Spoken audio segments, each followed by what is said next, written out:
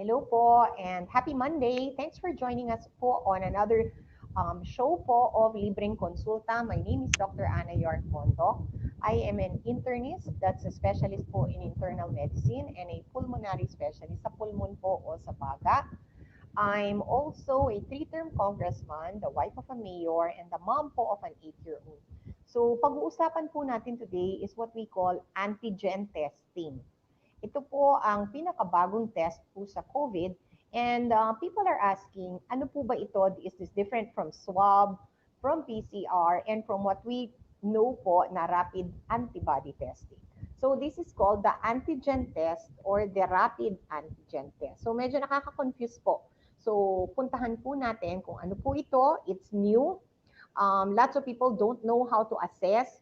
Marami na rin pong nagkakaroon ng antigen testing. At very interesting po siya kasi po mas mura po siya than the PCR or the swab test.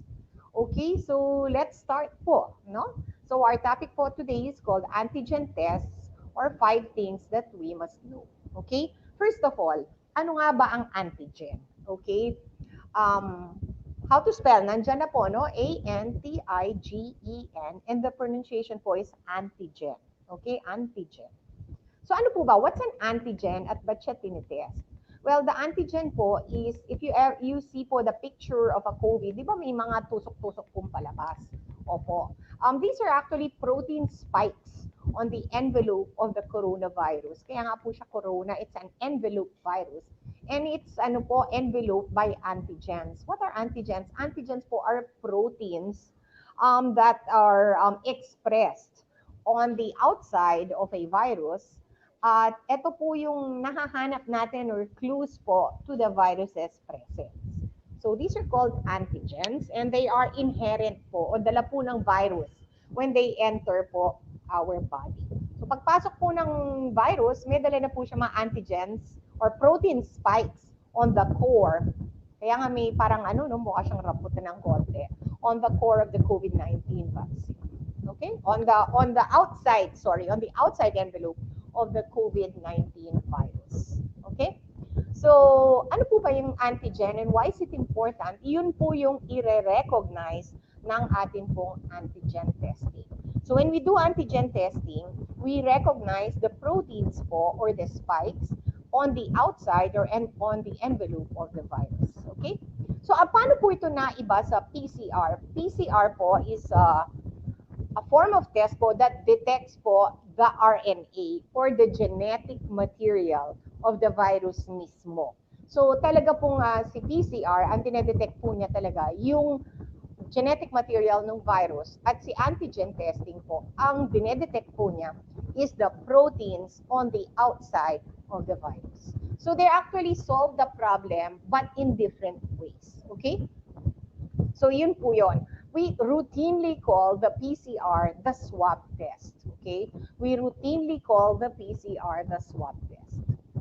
But actually, bakit po siya tinatawag na swab test yung PCR? Yun po yung karaniwan pong alam ng tao. We know this to be the gold standard.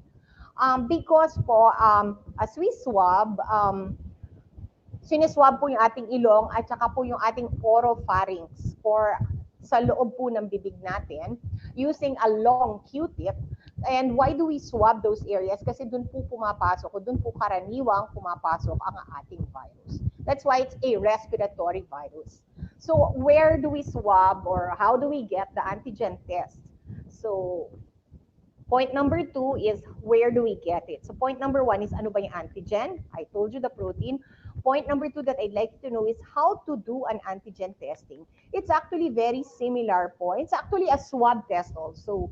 They will swab po the nasopharynx, which is your nose and your mouth. So pareho lang ho yung technique for getting the same virus po. It's a swab. So pag sinabi po natin actually swab test ngayon, we normally mean PCR, but there are actually now 2 swab tests because the antigen test is also a swab test. So ililinawin ko lang po, no? The antigen is also a swab test. So ngayon, it's better to call it PCR and antigen. Okay? With the difference, sinabi ko talaga, si PCR, ang hinahanap po natin is the genetic material of the virus at sa antigen, ang hinahanap natin is the protein on the outside of the virus. Okay? So how to get it? Swab. Both of them are swab testings. Okay? So puntahan po natin yung accuracy. Okay? Because we know that bakit pa tayo magte-test kung hindi naman ho maganda yung resulta po ng ating test. So let's go po. Alam po natin that the PCR is the most sensitive po, considered the gold standard, the best test po talaga that we can do. But how about the antigen testing po? Accurate ba siya? Well, pinag-aralan po lahat ng tests and studies on antigens, and the DOH actually published po a recommendation. So reading that po, nalaman ko po that it's actually very specific. So what's the meaning po of very specific? It means kung positive po si antigen test, positive talaga kayo sa COVID. Kumbaga, may COVID po talaga kayo. Okay? Tanggapin na po natin yon. If you become positive through an antigen test, most likely po, or 99%, actually sinasabi po nila yung sensitivity or the pickup rate po of a positive COVID is really very high. In other words, kung na-pick up niya talaga, may na-pick up siya, COVID talaga yun. Okay? So it's like the PCR, it's very sensitive. So the PCR is also very sensitive, and the antigen test is also very sensitive. So how about specific po? Halimbawa, meaning, kung negative ba, talagang negative ka. Yun po, dun po nahukulog. At that's where the antigen test is weaker or not as useful as the PCR. What's the meaning po of this? Both the antigen and the PCR, may timing po yan. And it is best done po pag marami pong COVID or COVID virus sa katawan ng tao. And that is usually between day 5 to day, that's usually between day 4 to day 5 and up to day 9, day 10, ganun po, no? So that's the best time to do the PCR and the antigen testing. Okay. But if you're negative sa antigen test po, hindi pa po tayo sigurado na you are truly negative. Okay, what does that mean? Basically po, there are a number of instances. I wouldn't say many because nag-iiba po between marami hong nagsasabi 20% hindi na pick up. Meron pong mga studies na up to 50% it's not picked up. So if you are antigen positive, likely po, very likely that you have COVID. If you are antigen negative, may possibility pa rin ho na may COVID kayo. Especially if yung probability po ng COVID sa inyo ay mataas. Ano po ang meaning nun? What is the meaning po of the pre-test probability? If you have COVID symptoms, if you have been exposed to a COVID person, pwede pa rin ho kayong maging negative, but you're actually positive. So, nakuha niyo po yon. So, for example, if someone po ay nawalan ng panlasa, nawalan po ng pangamoy, meron pong fever, inuubo, yung tatay niya ay may COVID. Tapos, in-antigen test niyo po, it's positive. Positive po yung tao, yon. However, if someone has fever, wala na pong panlasa o pangamoy, and then in-antigen test siya, negative, maniniwala ba kayo na negative yun? So that person has to move on po to a PCR para po talagang malaman po natin kung may sakit po talaga yung tao or wala. So basically, if you have a positive antigen test, most likely you have COVID. If you have a negative antigen test, kailangan pa kung tingnan kayo ng doktor to be sure kung talagang negative kayo or kung talaga kung nasa inyo na lahat ng sintomas, then it's best to move towards a PCR testing. Okay? So, breakdown, yes, it is accurate if you are positive. If you are negative, dapat pa kong pag-aralan kung talaga pong negative kayo, and most likely you are going to need a PCR test. Okay? So, how to use po? Now, ano po ang recommendation ng atin pong DOH? The recommendations po talaga for antigen testing is it should be used po for close contacts. Kasi high po yung probability na may COVID kayo. Kasi close contact kayo eh. Halimbawa, may kasama kayo sa bahay na nag-positive. Kung wala po kayo talagang pera and you don't have a PCR, don't have money for PCR, pwede naman pong magpa-antigen. Okay? For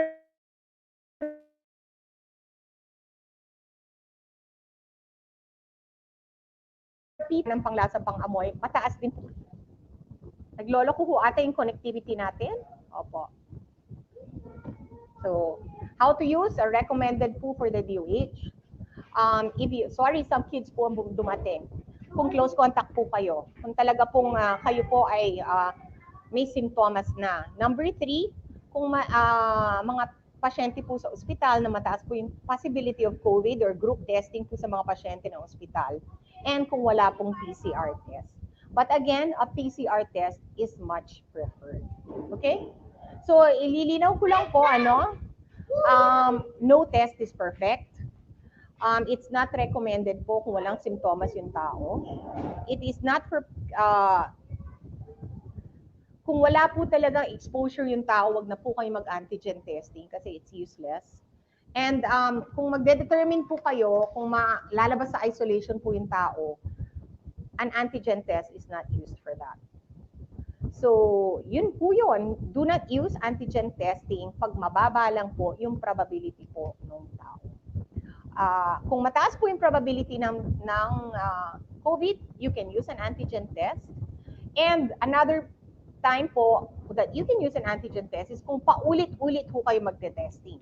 Like you test yourself very regularly po, then kasi po yung pagka ulit-ulit po ng antigen testing, if you're really COVID positive, lalabas po yun. But other than that po, the benefits of the antigen test, if you're positive, most likely you're positive, it's cheaper than the PCR. But again, kung pwede lang po talaga, do the PCR because it's really more accurate. So baseline,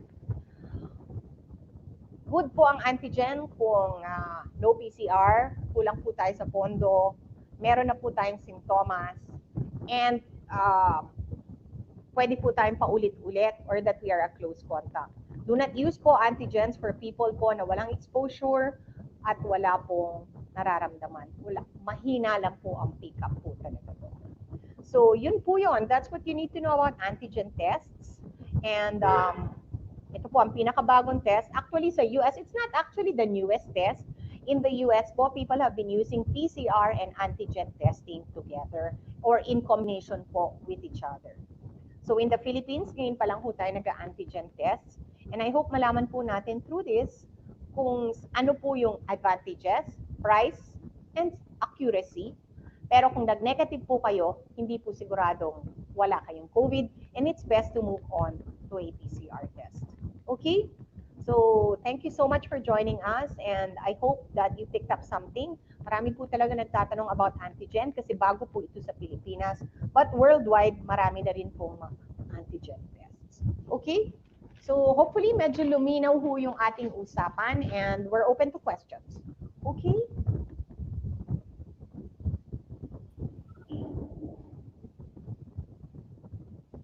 From Jimmy, how are you? From Mr. Jimmy Soriaga, good morning po, Doktora.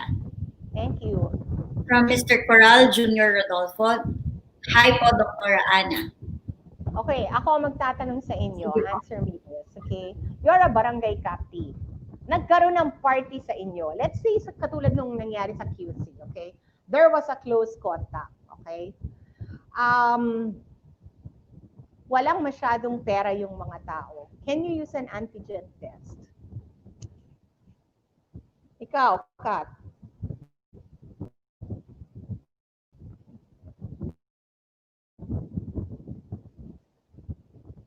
What do you think? Medyo nag-ano yung connection natin, Doc. Pakiulit nyo po, medyo nag-freeze po. Yeah, I'll ask you, okay? Party sa bahay. Okay. Merong nag-positive dun sa mga party guests. Can you use an antigen test? Let's say wala sila masyadong pera. Practicality lang. Ito yung sasabihin ko I'll answer it for you. If somebody got sick in a certain place, no? And it was a party. They don't have much money. What can you do? Number one, quarantine everyone in that place first, okay? It is possible to use an antigen test, lalo na kung may inuubo na at saka sinisipon. Like pag may symptoms, first quarantine everyone, kaya may symptom o wala. Secondly, watch and wait for symptoms. Kung may dumating na symptom, it's okay to use an antigen test kasi it falls into the may exposure, number two, may symptoms. Okay? Kung may pera lang naman, magpa-PCR na rin kayo. Kung wala namang pera, pwedeng magpa-antigen. So the question is, pag positive si antigen, COVID na yon. Kung negative si antigen, mag-iisip pa tayo. Kung negative si antigen, ang tanong mo, magpi-PCR ka ba o hindi? My answer would be yes, mag-PCR ka. Okay? So yes, you can use an antigen pag may simptomas yung tao at may exposure yung tao. Kung naglalakad lang po yung tao sa daan or for a job or something like that, one time, useless po si antigen. Kasi yung pick up niya talaga will be very low. You'll end up with a lot of negatives. Yun pala, may positivity na positive. So, antigen testing best used with symptoms or close contacts or talaga pong feeling nyo talaga may COVID to at gusto nyo lang talagang malaman, okay na pong magpa-antigen. Pero kung medyo malabo po, asymptomatic, nobody knows kung kailan siya na-expose. Di man natin alam kung na-expose siya, ang taong yun actually needs a PCR test. Okay? Question. Okay, question. Ang tao magpapa-opera sa manganganak, walang pera, kailangan ng antigen and or PCR, anong dapat mong gamitin? That kind of case should have a PCR test. Why? Kasi talagang when a person is not symptomatic, when a person we don't know if that person was exposed, yung pick up talaga ng antigen will be very low. Kasi yung pre-test probability niya talaga will be very low. So, to be very sure sa mga ganon, it's better na lang to do a PCR. Kasi kung negative siya, pag-iisipan mo talaga, tutuloy ka ba ng PCR o hindi? Question. So, yun po, these are, you have to weigh it talaga closely. If you're going abroad, pwede bang magpa-antigen testing na lang? Pwede, especially if you do two. It's actually okay kung i-repeat mo, pero again, hindi pa siya ganun ka-accurate. And it is brand specific kung merong mga brands that are better than others. So, mahirap talagang malaman. And I don't know which are the better brands kasi hindi pa talaga natin napag-aralan lahat. Kasi each brand has its own issue eh. So again, people ask me, Doktora, may na-positive antigen, anong dapat gawin? COVID na po yun. Okay? People tell you, I'm antigen negative. Okay, good. But don't ever take out your mask in the presence of that person. Okay? People say, before an event, mag-antigen testing tayo para alam natin na walang COVID yung mga tao. What I could say pa rin, even if mag-antigen test or even mag-PCR test, mask pa rin. Okay? Kasi there will still be negatives no matter kung there will still be negatives na hindi natin mapipick up. Whether it be an antigen or whether it be a PCR. Okay? So, yun po. Next. From Miss Barbie Taruk Olap, good morning po, Doktora. Hi, Barbie. People might ask, how much is a PCR and how much is an antigen test? Magandang tanong yun, di ba? The PCR, kinap na po ng gobyerno at 5,000. Sa government, I think it's 3,800. Ang antigen, people are offering it for 1,900, something like that. And it's better, there are some antigen tests na pwede sa bahay. In the US, I'm not aware kung tinitinda na yun sa Pilipinas. But also the way you swab and the trained reader po, mas maganda po yung pick-up. Kasi sometimes yung mga home kits po, pangit yung swabbing mo, hindi ka naman nurse eh. And then the second time is sometimes nagsasmudge po yung mga results, hindi po talaga mabasa. So it's actually better po to have it done in a lab. Okay? Sa US, may mga home kits. But again, yung accuracy nun, it's better talaga kasi sometimes people don't know how to properly swab. From Miss Trish Tuwico, good morning po, Doktora. Bruce, how are you? From Miss Gemma Abaricio sa Turay. Good morning, Doktora. Hi, Gemma. From Miss Paige Rihanna. Good morning, Doc. Have a nice day po. Thanks. Hi, guys. Please put your questions below in case naging positive kayo sa antigen and you want to ask me what to do. Pwede po. If you also have non-COVID questions, they are welcome. From Miss Josefina Villegas Vidua. Good morning po, Doktora. Hi, Ma'am Josefina. How are you? From Miss Christina Soto Isip. Good morning, Doktora, and Merry Christmas po. Saya naman ang bati eh. Thanks, Christina. Beth, how are you? From Miss Beth Taruk. Good morning po. From Miss Mayna Sabado. Thanks, Ana. Yes. At sa si Mayna, maraming empleyado yan. Pwede naman magpa-antigen testing sa mga empleyado, especially some people po do regular antigen testing ng mga employees. It's possible. But again, kung walang symptoms, just be aware that the pickup is gonna be low. So what does it mean? You will really miss some people na positive. And the pickup rate, mas accurate pa talaga si PCR, but both are reliant on timing. From Miss Tali Peñaflor. Good day po, Doc. Magkano po ba ang antigen test? Saan po location nito, Doktora? Ma'am, it's being offered by many labs. Kaya ko po binanggit kasi people don't know how to interpret it eh. Nagpapatest lang po sila dahil mura. I can't blame you, no? The PCR is 5,000 set by the government.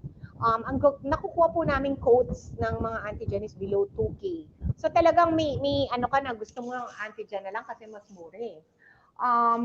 Yes, it's definitely cheaper. If you become positive on the antigen, then you do know that you have COVID, okay?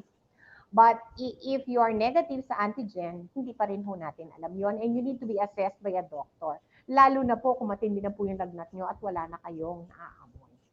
Okay? Question na maganda. If you are positive on, let's say, you're positive on an antigen test, na mahirap itong tanong na po. Does that mean nakakahawa kayo? More likely po, the answer is yes. Nakakahawa kayo. But I cannot know that for sure. Because hindi po siya test talaga ng infectivity. Okay? More likely po, my answer would be yes. If you have a positive antigen, nakakahawa po kayo. Okay, question. Let's say na antigen test na kayo, then na quarantine kayo, then na antigen test kayo, positive pa rin. What's the meaning of that? Hindi po dapat gamitin talaga yung antigen test, magulo lang po siya. The DOH does not recommend the use po of antigen test to discuss whether someone should be removed from isolation or not. Kasi meron pa rin tinatawag nating remnants. Remnants of antigens and remnants of genetic material. At yun po yung sinasabi po nilang positive PCR despite quarantine. So, do not use po the antigen test to determine whether a person should be removed from quarantine or not unless po talaga under the supervision of a doctor. You can remove a person from quarantine after 10 days or 10 days sa UK, sa US, sa Pilipinas 14 days kung wala na po talagang nararamdaman po yung tao at wala na pong lagnat. Okay? So, no need po for antigen or PCR to remove a person from quarantine. Ngayon po, kung naging serious ICU case, long COVID po, may nararamdaman pa po, that person should be assessed by a doctor before being allowed to get out po from the quarantine. Okay?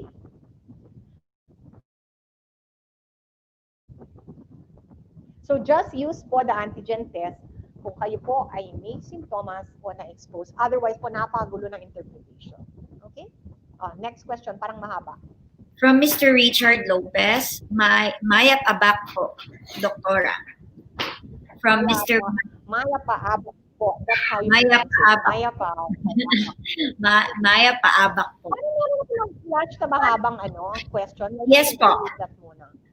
From Mr. Michael Malyari, thank you, ma'am. Thanks. From Miss Ayan. Josephine Laruscain, Good AM, Doktora. May case po dito sa amin. Ang 7 months nilang baby may ubo at sipon. Dinala sa hospital for consultation.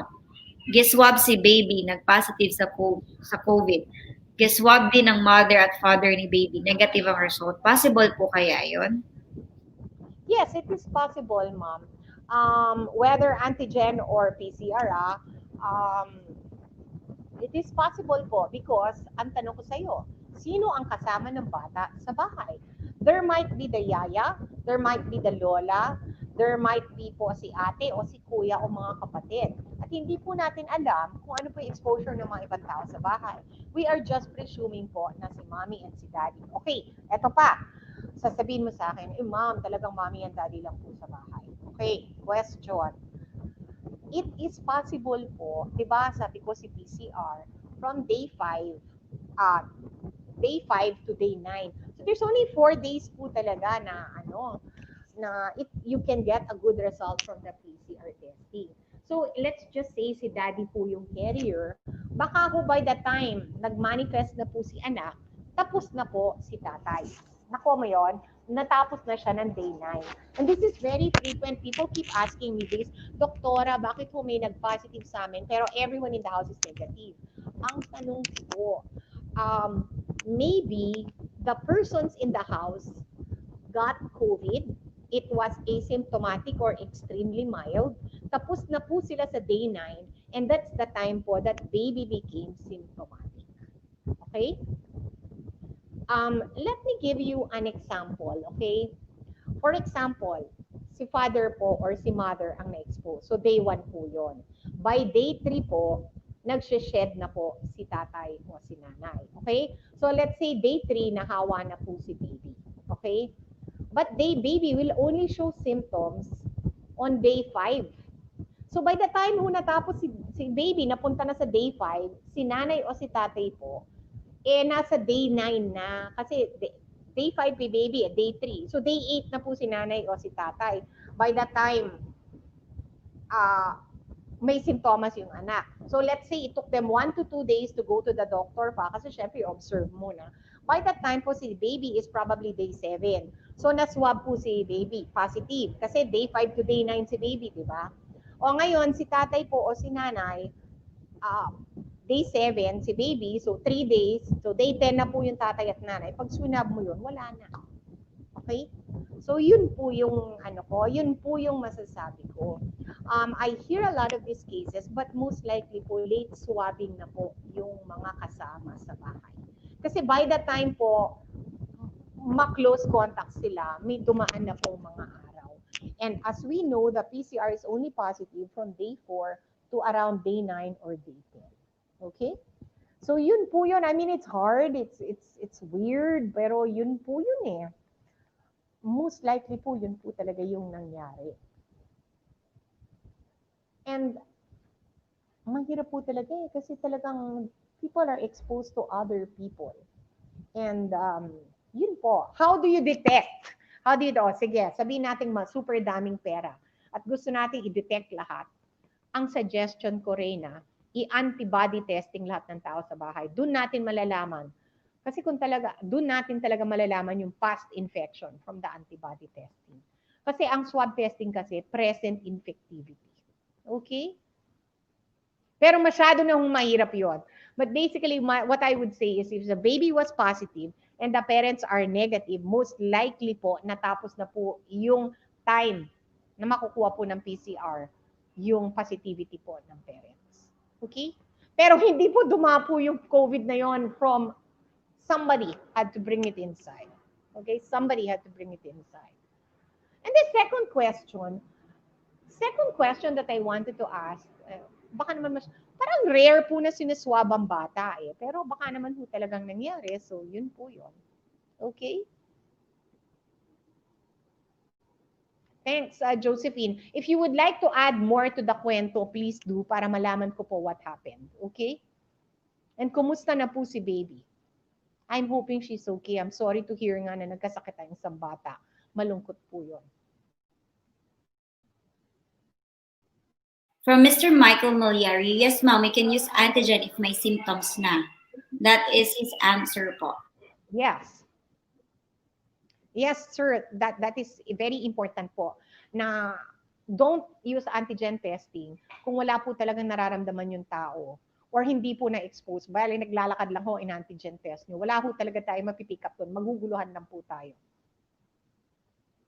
From Mr. Michael Malyari again, best thing to do is to do mag-quarantine sa mga may direct contact at least 14 days.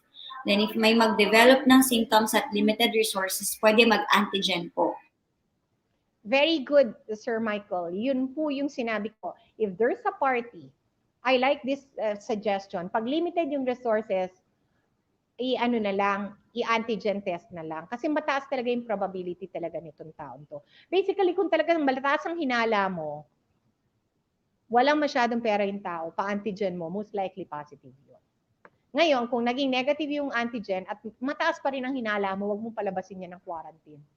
Kung makahanap ka ng government resources, paswab mo. So, yun po. Follow up from Mr. Michael Malyari. Ma'am, yung rapid antibody, pwede po ba siya gamitin for clearance since matagal po remnants ng virus or mag-wait ng negative results? Alam mo, Sir Michael, that is a very interesting question. Kasi, lalalim na tayo, guys. Baka ano kayo. Baka maguluhan kayo. If you just want the simple explanation, stop na po dito, Pero may puntos po si Sir eh. For example, a person keeps getting positive PCR. Okay, 3 buwan na yung tao. Okay? Positive pa rin yung PCR niya. At nangyayari po talaga yon because nagpipick up nga siya ng remnants. This is a case po na you can use the antibody testing. Huwag po yung rapid. I would suggest po yung lab antibody para mas sensitive, okay? Kasi ang lalabas doon, positive yung PCR, positive yung antibody. So ang meaning nun, matagal na siyang nagkasakit. Okay? Pero hanggang yung usapan na yon, that's for microbio doctors and labs. For regular people, magulo yun. For the regular people, let's just stop na lang at antigen testing pag positive ka, may COVID ka. Pero may point si Sir Michael, if you want to know more and you want to go deeper, yes, if you keep having the remnants po, and you do suspect, at talagang nagka-COVID ka, established, and then nag 14 days quarantine ka, and then let's say some people are insisting na mag-PCR, na mag-PCR, na mag-PCR. Yes, it is valid to do an antibody test at that certain point, and kay lumabas po na IgG positive, ang meaning nun matagal na, then you really are remnants na talaga yon at hindi ka na nakakakawa ng COVID. Okay? But those are the rare instances po that we would use antibody testing. And I would use lang po antibody testing with the guidance po of an infectious disease or a doctor. Okay? Kasi kung hindi, gugulo.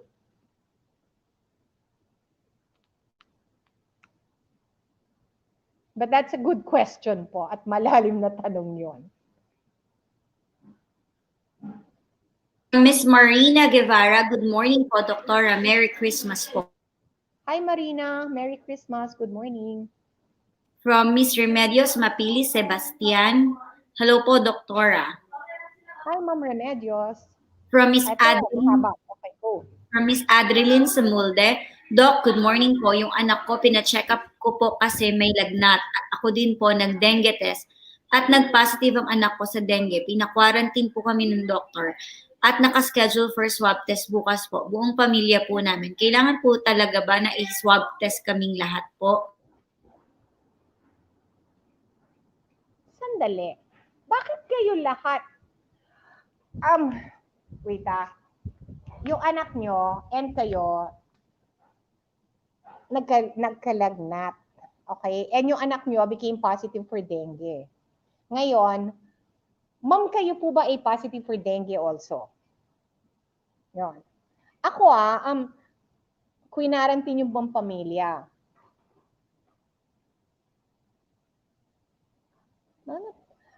Sa akin, sorry po.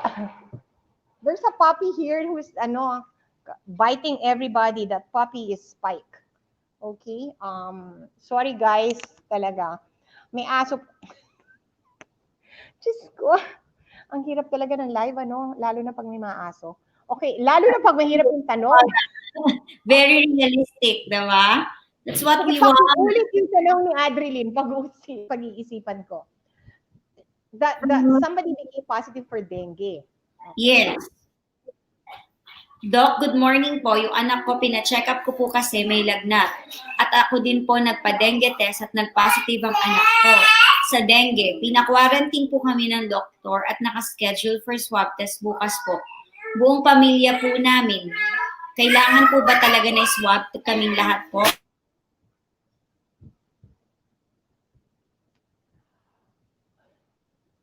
Okay, ganito.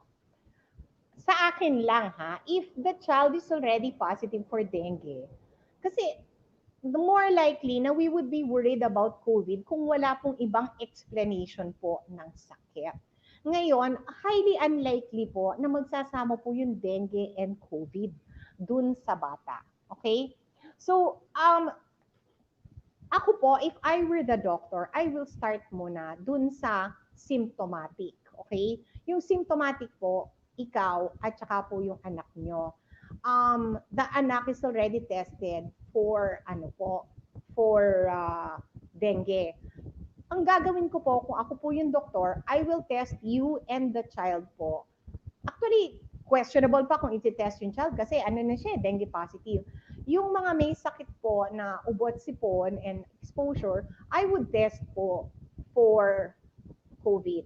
Okay? Kung isa po sa inyo ang mag-positive, and sige, wala naman pong masama na i-quarantine yung buong bahay dahil nagnervyos, ano po. But I would test either you and the child po muna for COVID. Habang hindi pa po kayo positive, there is no need to test the entire household. Kasi wala pa naman yung COVID positive sa inyo, tama ba ako? Meron nga dengue positive. Hindi naman po tayo nagka-quarantine for dengue. So what I would suggest po is to quarantine the house. Sige, kung gusto niyo i-quarantine yung bahay, fine, okay? Pero kung wala po sa inyo, sa anak nyo at ikaw na nag-positive, then there's no need to test the other persons. Yun po yun. Bakit niyo po iti-test yung buong bahay? Meron na ho bang COVID positive? Wala naman ho, I'm presuming wala pong simptomas yung mga tao. Unless you were exposed to somebody with COVID. So yun po yung gagawin ko. If I were the doctor po, and if I were you, since I'm thinking kailangan pong ma-hospital yung bata, tama pa ako? Kasi po, kung kayo po ang may simptomas, kayo ang dapat matest. Lalo na kung kayo po ay nawala ng panlasa at pang-amoy and you are dengue negative. Now, if you are both dengue positive, napakahirap ko naman isipin na a person got dengue and COVID at the same time. Ako po, I really try to think that the problems occur po only one at a time. Sobrang malas din naman po to have dengue and COVID. But if you want to have a COVID test or the doctor is insisting that you have a COVID test, sige, both of you will get COVID test. Pero yung sa bahay nyo, wag nyo munang patest until one of you becomes positive. Ikaw, Reyna, what do you think? I agree most definitely dun sa suggestion. Oo, bakit iti-test yung bahay? Wala namang exposure to anyone with COVID. Yes, kasi nag-negative naman si baby. Kung mag-negative siya, most likely wala. I mean, positive lang naman siya for dengue, di ba? Yeah, parang napakamalas naman niya to have dengue and COVID at the same time. Parang I cannot accept that eh. Opo. Yes. At And also, also, naman po, kung gusto nila, pa-COVID test ka, sige, okay, kung pipilitin ka. Pero yung buong bahay mo, parang okay na yun.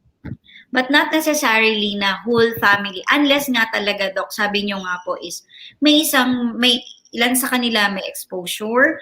Number two, may iba sa kanila ang nagde-develop ng symptoms other than the dengue symptoms, di ba? Yun, then I would agree. I agree. So, yun po. Pero kung wala pa ho, secondary ano lang sila, mga, dati ho, mga PUI lang yan, ano ho yan, mga ano po yan, second degree. Ang first degree talaga, yung mga may simptomas. So we need to know if the first degree had COVID or not. Kasi pwede naman yung dengue yun eh. Yun. Okay. Yes. Yun. Okay, pero napaisip ako doon. That's a good question. And number two, since somebody's already positive for dengue, then we need to have a dengue action plan. Kailangan nyo hong pagsabihan yung inyo pong barangay na may nag-positive sa dengue and they need to clean the entire area. And you need to know, ma'am, if you have dengue. Yes, okay. Doc, medyo gumagalaw-galaw ang ating camera. Can you make it a little bit steady lang po? Okay na? Yeah, Sorry. okay na po. May aso Yeah. kasi. Okay, Guys, from sabihin si aso ito. Miss Yolanda. Good morning, Laura. From Miss How are you? Okay. Tapos na po ito si Mr. Michael. From Mike, Miss ang ganda Josephine. ng mga tanong ni Sir Mike, that's all I can Yes. say. Magaganda. From Miss Josephine Laruscain. So sa ngayon po, schedule na daw po si baby at parents for release sa hospital. So ayun po yung ano. Opo. Thank you. Sad lang ako na, bakit na-swab si baby? Baby was showing symptoms. Tsaka rare po ito lang rare po talaga na magkaroon po ng positive, but it happens. It happens po. At saka siguro po dapat pag-isipan din natin yung mga ibang tao po sa bahay and i-assess nyo po kung yung mga behavior po ng mga tao sa bahay. Kasi may nangyari po dyan, may nangyari po talaga. From Miss Josephine Laruscain, salamat po, Doktora. From Miss Cathy Cruz, ang hina ng internet. Pasensya na po kayo, nasa Pilipinas tayo. From Miss SP Lopez Villegas, good afternoon po, Doktora. Lately po, nafe-feel ko na namamanhid po ang kamay ko. Lalo kapag may ginagawa ako, gawain sa bahay or nagsiselfone, madali po siya mangawit at namamanhid. Bakit po kaya, Doktora? Ma'am, I usually, same hand ba o ibang hand? And then, ma'am, sometimes yung mga repetitive injuries po, no? Like repetitive typing, ngayon work from home, repetitive texting, repetitive yung pagganon, nakakamanhid po talaga yun ng kamay. I-assess niyo po what repetitive movements are you doing. And then, number 3 po, also assess po, pag talaga hindi umaalis, pa-assess niyo po yung cervical spine niyo. Marami po talaga naiipit as people get older. Thank you, Ma'am SP, for At saka po, din, rest your hands po. Ito po yung sagot ni Miss Adreline sa Mulder regarding dun sa anak niya pong may dengue. Ako po hindi nag-positive sa dengue at yung lagnat namin hindi naman nagtagal. Ma'am, kung kayo po ay dengue negative, then that's good. Opo. Are you, kayo ba yung nawala ng panlasa o pang-amoy? That's very specific po for COVID. Pero parang sa akin, Reyna, I find it hard to believe naman that a household got both dengue and COVID. Though I would suppose pwede pong mangyari yun. Ma'am, if ever, ma-hospital ba yung anak nyo? Kasi usually they require the bantay and the person who got sick na magbabatay sa hospital to have swab testing. So, possible po yun. Wala naman po kaming ubo at sipon. And also for Miss Adreline. Yung bahay nyo i-quarantine, opo. Parang nalalabuan po ako. Sige, Adreline. Also for Miss Adreline Samulde, thank you, Doc, sa explanation. Naawa po kasi ako sa mga anak ko. 13, 12, at 5 years old lang ang mga anak ko at kailangan po iswab. Sino ang COVID positive sa inyo na kailangan po iswab yung mga bata? May nag-COVID positive po ba other than the dengue positive? Kung wala pong nag-COVID positive, hindi ko maintindihan kung ba't kailangan iswab yung mga bata. Yeah, okay. Let's just wait. Baka sumagot din po siya, Doc. Oo. Yes. Hindi ko mag-gets. Someone is swabbed if they are close contacts of a COVID person and they become symptomatic. Ang sagot niya po is, bahay lang po kami, ma'am. Advice lang nila kami quarantine. Symptomatic, they can choose to just be. Sino yung, bakit? May kulang doon, ma'am, and maybe you have to discuss it with your doctor. I would, meron ho bang nag-positive in your compound? Are you close contacts? Or yung, kasi we don't swab dengue patients. Ito po, Doc, wala daw pong nag-positive sa amin po, Doc. Walang COVID positive sa amin po, Doc. And she's just saying na bahay lang po kami, ma'am. Nag-advise lang nila mag-quarantine kami. For what? I think this is a classic case of kapitbahay syndrome. Oh, may lagnat ang anak mo, magpa-swab kayong lahat, magpa-COVID ano kayo, test kayo, at mag-quarantine kayo just so because nalaman nila na may lagnat yung isang household member. Baka, I presume, Not every day. kapitbahay syndrome, you know, yung mga kapitbahay natin. Okay, this is her answer. Who advised the quarantine? The kapitbahay or the doctor? I was assuming it was a doctor. Ma'am, sino pong nagsabi kailangan kayong ma-quarantine? Yeah, you have to tell us. Yes. Pero ito po yung sagot niya. Bahay lang po kami, ma'am. Advice lang nila kami mag-quarantine. Sino po nila? Yun. Yes, pangalanan natin sila. Okay. Ganda-ganda na isip. Yes, from Miss Adreline, ang husband ko po may regular swab sa company. That's good. Negative naman yan. Opo. That's good. Opo. Who is nila? Yon. Okay, guys, ha? The persons who I should advise you to be quarantined is the MHO, the city health officer, maybe the barangay captain po, and medical personnel. Huwag po kayo makinig sa mga kapitbahay. Syempre, iba po yung opinion nila. Opo. No, not the kapitbahay po. We really have to consult po yung ating LG. Ayan, doktora, sumagot na po. From Miss Adreline Sumulde, ang doktor po talaga ng center namin.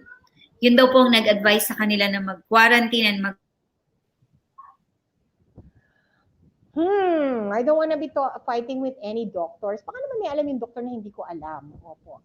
But ito lang po, if someone is not COVID positive, or without any known exposure to COVID, then there is no need po talaga to be swabbed. Or baka si doktora may alam, si doktora ng health center nila may alam na nag-positive sa kanila na hindi naman niya alam. Diba? Kasi for all she knows, sabi niya, doktora, wala daw pong nag-COVID positive sa kanila. That's what her answer. Sandali lang, Rina. Okay. Before you recommend that somebody get swabbed or be quarantined, please sabihin nyo naman kung bakit. Yes, tama naman, Dok. Agree ako. Ito yung mga nag-positive. Okay? Yes, so, ako, the way I interpret the question is, nagpanic lang sila dahil may nagkalagnat. Ito lang ang sasabihin ko sa lahat ng tao. Millions of people get lagnat every day. And though I agree po that it's really hard to tell whether somebody had flu or COVID. So, pero pag nag-positive na po sa dengue, likely po talaga dengue po yung problema. Kasi it is really very difficult, though it is still possible that a person had COVID and dengue at the same time. So, siguro ma'am, you have to discuss it po with the doctor in the center po, at saka po with your private doctor din po. Okay? Kasi ayoko naman humagsagaway doon sa doctor sa center. Kasi wala naman po ako doon and maybe there's stuff there happening that I don't know about. So, yun lang po. Pero again, if somebody is not exposed to a COVID patient, or may reason naman po talaga sa lagnat, there is no need to swab everybody in the entire house. From Miss Sonia Agbayani, hi Doc, chewable vitamin C. Brown na ang color. Tapos na po ba? Or safe pa inumin? I think he's asking if it's expired na. Oo, tingnan nyo ma'am yung expiration date po ng gamot. If it really looks bad, wag nyo na kung kahit expired na siya. Kasi baka nabasa, ganun po, maybe the storage. Kahit hindi pa siya expired, if it looks bad, don't drink it. Okay, yun lang ang masasabi ko. What is the, usually, do I drink expired medicines? Yes, I do. Kasi po yung expiration date usually gives you 6 months. Okay. Pero if it looks bad, don't drink it. Yes. From, pahabol po ni Miss Sonia Agbayani, mapagpalang Pasko po, Doc and staff. Yes, a healthy and safe Christmas po. From Mr. Kim Christian Manabat, good morning po, Doc. Pa-shoutout from Tabuyok, Apalit, Pampanga. Number 1 po ang mga bondok sa amin. Wow, thanks, Christian. Kim Christian. Shout out to all from Tabuyok. Thank you so much po. Doc, sumagot po si Miss Adreline Samulde again. Doc, okay lang po ba na send ko ang pinadala nilang request for swab namin po? Nagpadala daw po ng request for swab. Ma'am, it's okay to send it to me, no? But ito lang, syempre, ito po yung limits po talaga ng social media, ma'am. Ah, I would suggest, kasi may limit po talaga yung alam ko, no? Kasi I'm not the one there. And ayoko naman pong makipag-discussion sa inyong doktor. My best advice to you, ma'am, if you are, kung talaga kung may question kayo, the best thing to do po is to get a second opinion and to follow that. Kasi po, talagang yung kaalaman ko po talaga sa social media about the situation is limited. And ayoko pong saklawin din po yung authority po ng inyong doktor. My best advice to you to get a telemedicine po second opinion or to hire a doctor po talaga at alamin po kung kailangan nyo pong magpa-COVID testing o hindi. Kung talaga pong linagnat ang dalawang tao, kayo pong dalawa ang dapat po magpa-COVID test. And then if you are both negative, then there's no need to COVID test anybody else kasi po wala silang contact.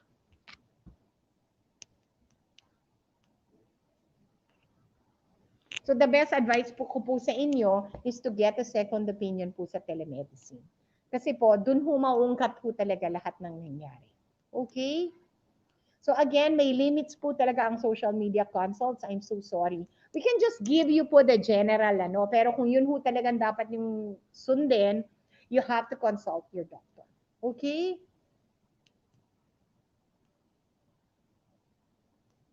I think that's all that we have for today, Doktora. So sa inyo pong lahat, ay linawin ko na lang po last points, no? Summary for the antigen testing.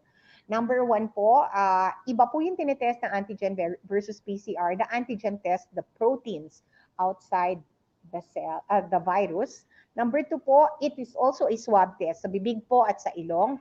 Number three, kung na-antigen positive po talaga kayo, most likely you have COVID. Number four, kung na-antigen negative naman po kayo, may chance pa rin ho na may COVID kayo and you need to assess whether you have to move on to a swab test or hindi.